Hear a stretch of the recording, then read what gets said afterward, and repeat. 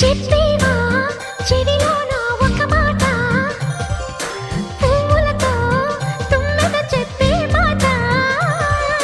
నీ చిరునవ్వు సాక్షిగా తాజ్ మహల్ నాదట, నీ పెదవంచు సాక్షిగా షాజహాను నేనట. నీ తీయని ప్రేమకి నా పెదవే నజరానా, నీ బయటకి నేనిక బానిసనే నెరజానా.